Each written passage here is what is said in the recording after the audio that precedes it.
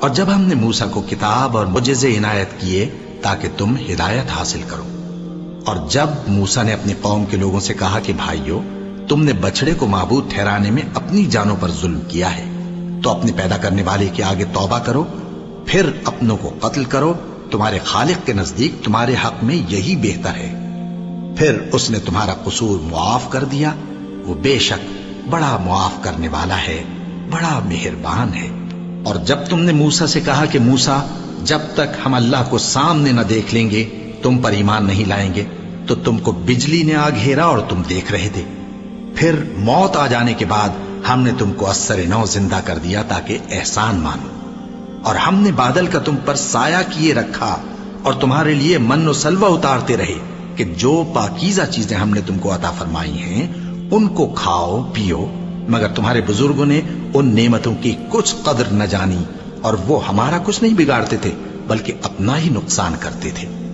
اور جب ہم نے ان سے کہا کہ اس گاؤں میں داخل ہو جاؤ اور اس میں جہاں سے چاہو خوب کھاؤ پیو، اور دیکھنا دروازے میں داخل ہونا سجدہ کرتے ہوئے اور حطوتن کہنا،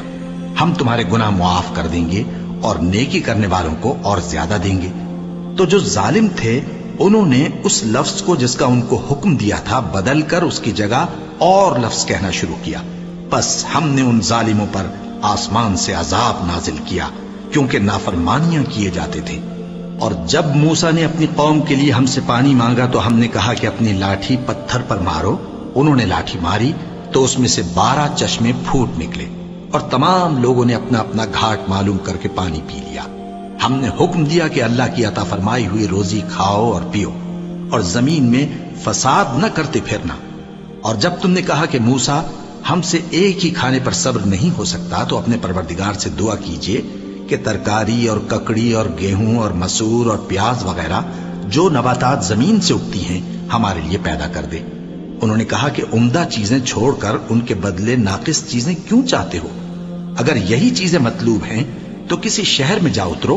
وہاں جو مانگتے ہو مل جائے گا۔ اور آخر کار ذلت و رسوائی اور محتاجی و بے نوائی ان سے چمٹا دی گئی، اور وہ اللہ کے غضب میں گرفتار ہو گئے۔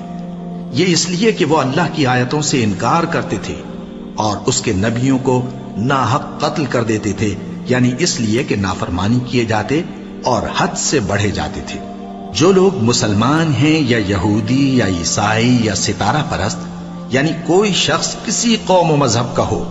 جو اللہ اور روز قیامت پر ایمان لائے گا اور عمل نیک کرے گا، تو ایسے لوگوں کو ان کے اعمال کا صلہ اللہ کے ہاں ملے گا، اور قیامت کے دن ان کو نہ کسی طرح کا خوف ہوگا اور نہ وہ غمناک ہوں گے۔